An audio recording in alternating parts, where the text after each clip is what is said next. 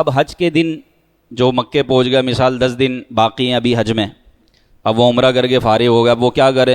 ابھی تو 10 دن باقی ہیں، تو بہت سے لوگ کیا کر رہے ہوتے ہیں؟ ادھر ادھر گھوم رہے ہوتے ہیں، شاپنگیں کر رہے ہوتے ہیں، فضول وقت ضائع کر رہے ہوتے ہیں۔ جتنا ہو سکے مکے میں ابھی حج کے دن باقی ہیں، عمرہ کر کے آپ فارغ ہو گئے، جتنا ہو سکے نفلی طواف کریں، زیادہ سے زیادہ طواف کریں۔ کبھی اپنے ماں کے نام پر ان کے اصالِ ثواب کے لیے، کبھی والد صاحب کے اصالِ ثواب کے لیے، اپنے مرحومین کے اصالِ ثواب طواف کریں۔ عمرہ بھی کر سکتے ہیں، لیکن چونکہ عمرے میں مشقت ہے، ایسا نہ ہو حج کے دن آنے سے پہلے ہی آپ بیمار پڑ جائیں، کیونکہ جب حج کے دن قریب ہوتے ہیں تو حاجی کو چاہیے اپنی صحت کا خیال رکھے، کیونکہ اصل ٹارگیٹ حج ہے، اور حج کرنا کوئی آسان نہیں ہے۔ حج کے دنوں میں جتنی مشقت ہے تو اس کے لیے انرجی کو بھی تو جمع کرنا ہے۔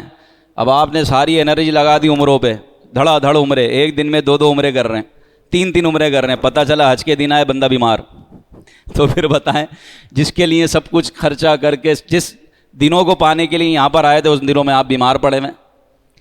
تو یہ صحت کا خیال رکھنا ہے۔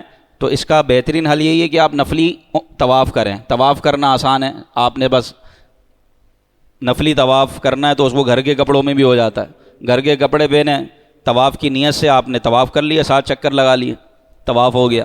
نفلی طواف کے لیے احرام ضروری نہیں ہے، لیکن چونکہ وہاں بغیر احرام کے جانے نہیں دیتے، پھر آپ کو اوپر سے طواف کرنا ہوگا، نفلی طواف۔ جتنے دن باقی رہ گئے حج میں، اب وہ دن آپ زیادہ سے زیادہ حرم میں گزاریں، اور اپنا ایک شیڈول بنائیں، روزانہ قرآن پاک کی تلاوت کریں، ہو سکے تو ایک قرآن پاک حرم میں ختم فرمائیں، اور جب مدینے میں ہو تو ایک قرآن پاک مدینے میں ختم کریں۔ سبحان اللہ، یہ دنیا کے زندگی کے حسین ترین دن ہوتے ہیں جو آپ مکے مدینے میں گزار رہے ہوتے ہیں۔ سبحان اللہ۔